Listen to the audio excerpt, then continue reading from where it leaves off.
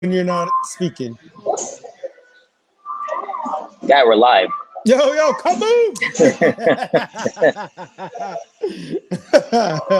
Wow, man, this friggin' idiot, not even looking. What's going on, everybody? This is Eminent. Dominic. Coming to you from a Starbucks, and I don't know what's going on with Dominic's house / phone / no lack of computer, etc. Where you at, dude? I'm finally home. Moved back in home. First time in almost 3 months. Is there flooring where you're at?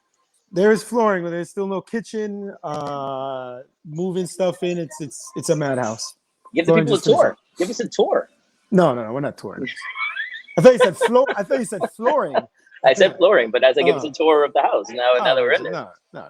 This is my domicile, private. Yeah. You want to get people behind the scenes? No.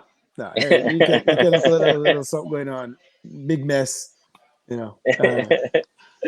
So talk to us, man. What do you got? It's gonna be a quick episode. The mantra of amidst bedroom activities. You view this, not even a new joke. You're not even trying to do a new joke. You're doing the same thing again and again and again. All right, it's gonna be a short episode. All right, let's go. Give me some. What you got? Know, you talk. Oh, okay. I got something. There was something I've been meaning to talk about for a while regarding not health and fitness. So relax, people. Beatings and buried videos are a pattern with Louisiana State Police report finds. Really? No, we need a report to tell us this? You know, within any police department, any major police department? So essentially, troopers have been omitting uses of force, such as blows to the head from official reports. And in other reports, troopers sought to justify their actions by claiming suspects were violent, resisting arrest, or escaping, all of which were contradicted by video footage. However, this video footage had been hidden and buried for years. So I can hear you. Yeah. People are watching. They can kind of see you every now and then, but okay. So you're trying to tell me that somebody who beat somebody else didn't want to put this in writing? Yes. Is that what you're telling me? So you're trying to tell me the people who are perpetrating a crime didn't want to admit to their crime on paper, and this needed to be studied.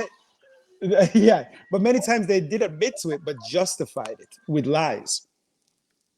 Because at a certain point, when the guys have bruises and are needing dire medical attention, you got to say something happened, right? So this goes back to and of course, disproportionately so is your board's fine against darker pigmented individuals, non-Caucasoid individuals. Surprise. But no, there's no bias in our policing system, which originated in this country. Why did police start? It was literally founded to catch slaves. That's how the policing system happened in this country, in America. That's where police came from. So I'm back to my whole reform where this shit got to be burned to the ground and built back up. It's literally firing more than half of the police officers in this country. Firing them, getting rid of them. Now, that doesn't mean they can't be rehired, right? Which Camden, New Jersey did. They fired everybody, brought in state police to run their city for, I don't know if it was for months or years, while they rebuilt the police department and hired many of the officers they had previously fired, right? After really investigating them. That's the problem. But it's just pervasive. And my simple thing to any officer, you know, I'm just sick of it's the bad apples. It's the bad apples. It's not just the ones we think are bad apples. They are fuck you, because you're just as complicit. When we see all these videos, I've watched so many just from this week where you see an officer hit somebody for no reason, beat somebody for no reason, they're handcuffed, and you see the other officers don't even flinch. Imagine if you're walking down the street and saw somebody right beside you within 1 foot, punch somebody, hit somebody. You would naturally not. If you wouldn't stop, you would flinch. You'd say, hey, what? You do something, right? It's just another day for them, par for course. So fuck them all, you know? There's actually less and less good apples than we think. And that's a fact. Because if your job is to serve and protect, that's it. Your job is to serve and protect and you do not serve the public by protecting them from your own comrades, you're a bad apple. That's it.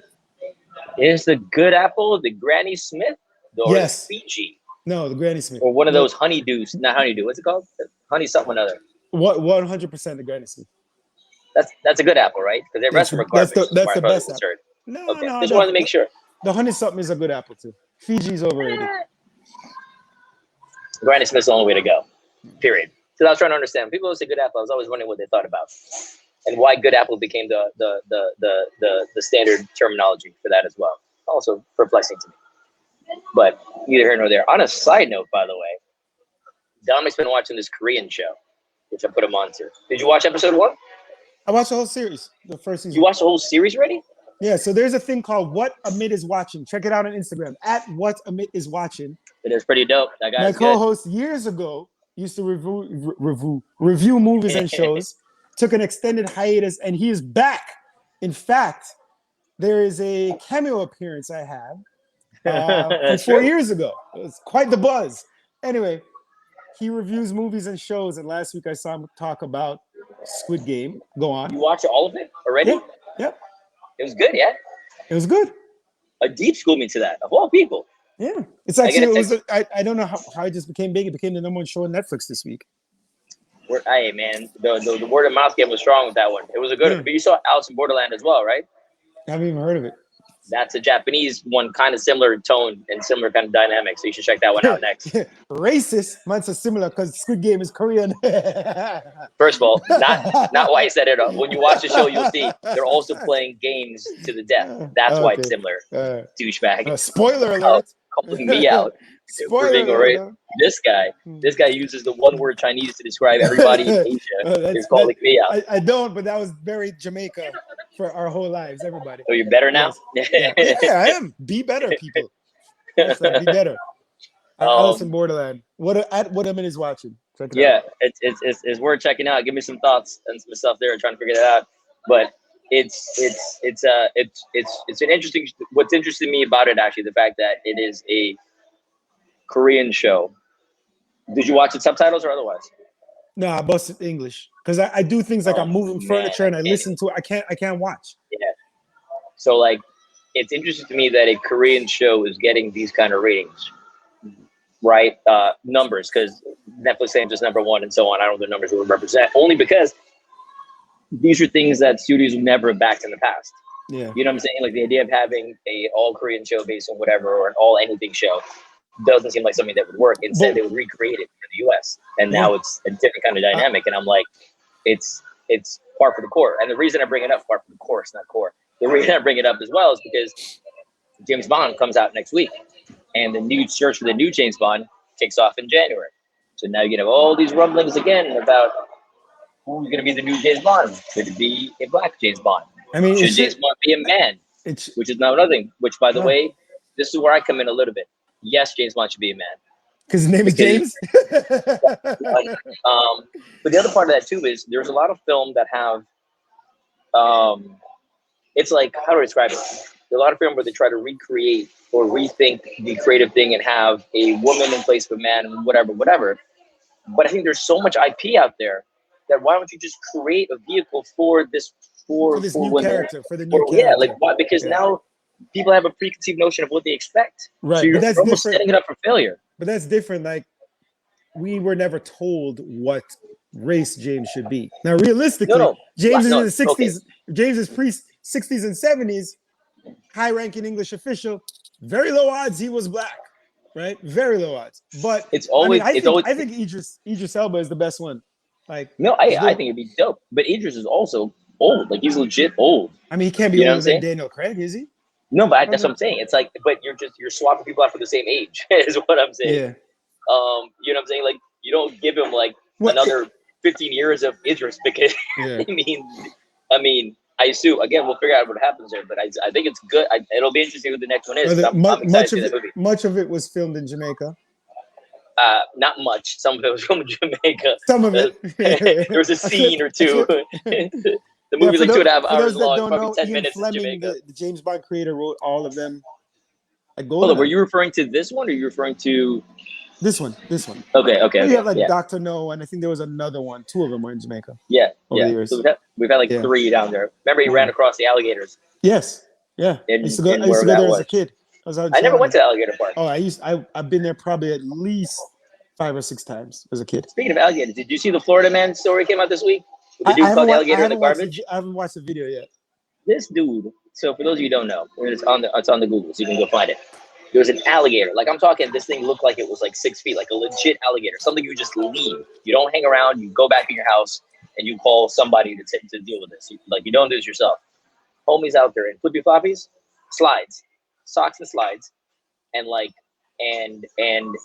he is ushering the alligator into one of those recycled garbage bins you have outside, the big ones, and manages to do so. Then wheels this garbage bin down to the lake in the community and knocks it over so the alligator can go out and go back into the lake, and then takes his garbage bin back. F off, I ain't trying any of that. I was like, that's true Florida man situations. Blew my mind. I was like, this is madness. In slides too? Come on. Like I've seen a couple videos like somebody opens their front door and there's just a gator right there. Yo. You know, they just shut the door like, it's been real. I'm done. Yeah. Madness, dog. Like that Asian lady, not Chinese, Asian lady this week. Did you see the video on social media where she's rocking a baby in a hammock in her house? And there's a giant snake, like giant. And the second she realizes it's pretty freaking funny. She probably had a mini heart attack. What? Hold up, she gets a heart attack as you're laughing at? No. I was like, damn. Like, she jumped backwards, grabbed the baby, run off because it got in the house, like the giant snake. What is it, in Australia or someplace like that, where everything kills you? No, probably somewhere, I don't know, somewhere in Asia. I feel like Thailand has enough snakes. I don't know. You feel like Thailand has enough snakes, you said? Yeah. Bruce's Beach, we spoke quite a bit about spoke about it a lot on episode 27, and we actually just did a Friday freestyle. Again, for those of you who want more content, we do Instagram exclusive and sometimes Facebook exclusive content, short, quick episodes. We discussed the update today. So episode 27 of the podcast, we discussed Bruce's Beach. About 100 years ago, it was the only Black-owned beach in Los Angeles County. Not only the only Black-owned, but the only beach where Black people were actually allowed by law to go to. And the white folk weren't happy with that. Ku Klux Klan said, how dare these Negroes decide they want to come and use the beach, not mixed with the white people. It's not like they were mad they were mixed. They had their own beach they could go to. Ku Klux Klan said, no, we ain't having that.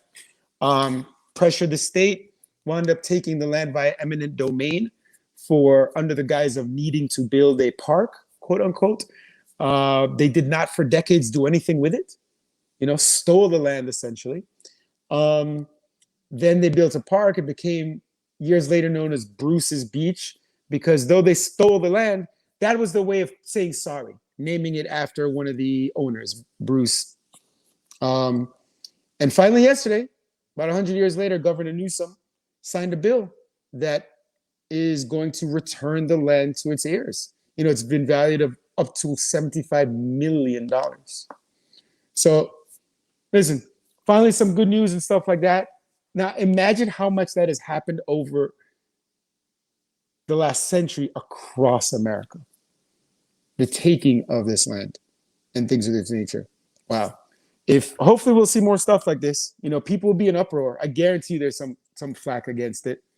But that's a nice little update. It's some good news, finally. Always. I'm just reading this on the Twitters. So a Texas judge has ruled default judgments against Alex Jones and InfoWars in 2 separate Sandy Hook cases. He will now be liable for all damages, and a jury will now be convened to determine how much he will owe to the plaintiffs. So I didn't even know that InfoWars was going up against Sandy Hook. Was he claiming? Do you know the background of the story? No, I'm gonna just put it out there and guess without any proof. Same. That's what I was gonna do. I was like, let me just the theory is that I know what this guy is, or is a hoax or some kind of conspiracy thing, and he's an idiot. Yeah.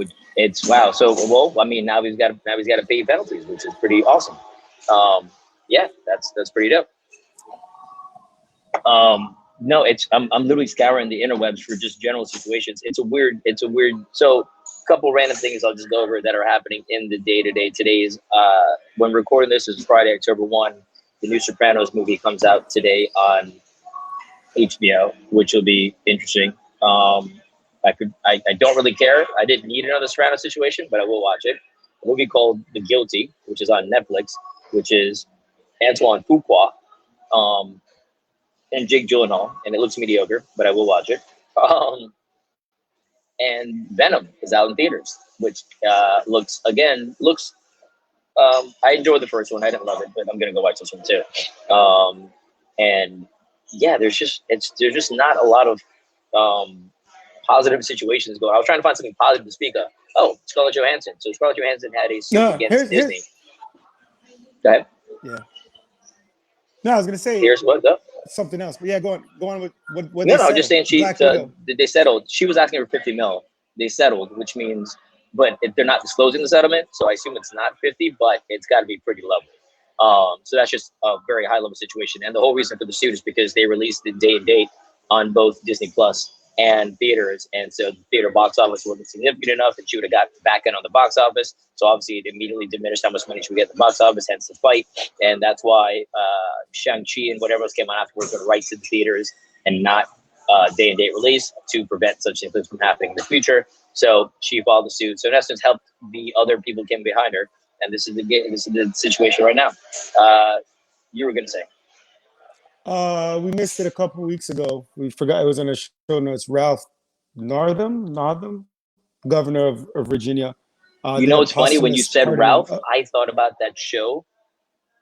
Hey, Ralphie boy, you know what I'm talking about? The old school. It's there's oh my god, it was Jackie Gleason and whatever. Yeah. And I think that character's name was like Ralph. I want to say it was something with an N too. That's where I thought you were going. I was like, that's old. Yeah. Sorry. Yeah. Okay. Go back to the posthumous. Way to joke about something serious here. Posthumous pardon of 7 black males for the 1951 rape of a white lady. They were executed, and again, I don't remember which episode we talked about it. It's the reason why I'm anti-death penalty, 100%. There's nothing you could do to convince me that we should have a death penalty. So I'd actually be intrigued if somebody wants to try convince me. Give me a scenario, right? There's no scenario whatsoever when the state disproportionately